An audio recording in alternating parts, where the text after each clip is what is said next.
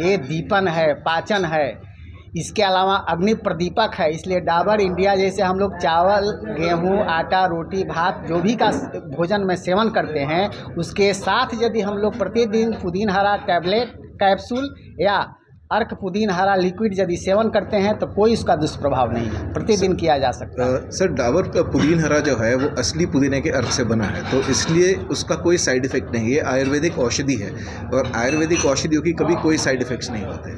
तो आज के फास्ट लाइफ में जो पुदीन हरा का डोज उसका प्रतिदिन 1 से 3 कैप्सूल तक खाया जा सकता है।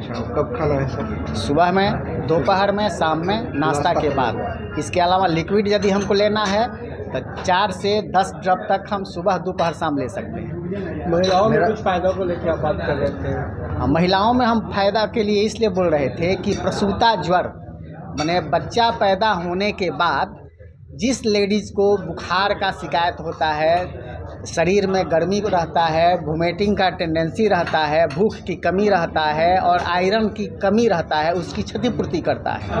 तो महिलाओं में यदि इसकी प्रसूता स्त्री को यदि इसका सेवन कराया जाए तो ज्वर समाप्त हो जाएगा और ये सारी जो व्याधियाँ हैं उसका शमन हो जाएगा।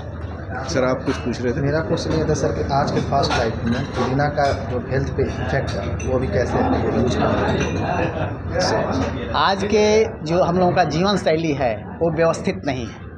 व्यवस्थित जीवन शैली नहीं रहने से हम लोगों का जो पाचन शक्ति है वो कमज़ोर हो जाता है और हम लोगों का जो याददाश्त है वो भी व्यस्तता के वजह से कमज़ोर हो गया है, अनिद्रा का शिकायत हो गया है।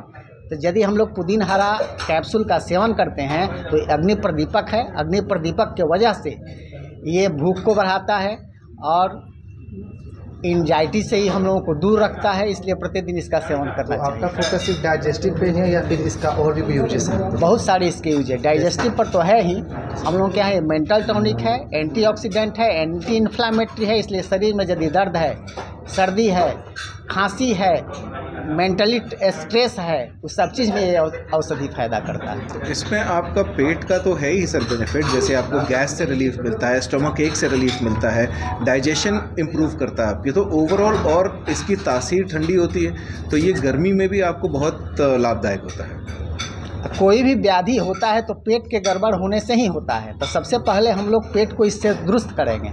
यदि पेट आपका ठीक है तो सारी व्याधियाँ धीरे धीरे शमन हो जाएगी।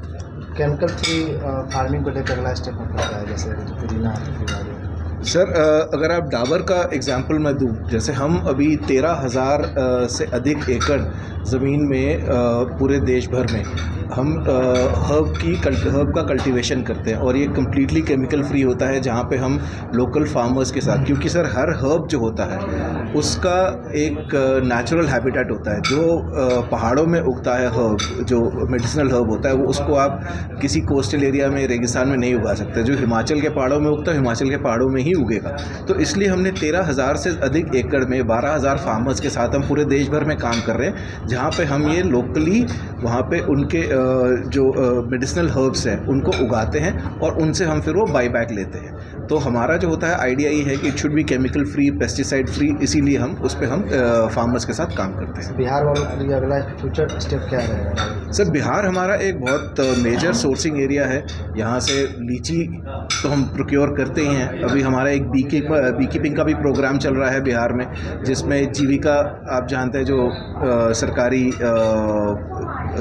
ये एक प्रोग्राम है, उसके अंडर हमने विमेन जो बी कीपर्स हैं उनके साथ काम किया और आज की डेट में सर उनकी आमदनी, उस जीविका में उनकी आमदनी करीब 3 करोड़ की हो गई है सालाना, सिर्फ ये हनी बेच के।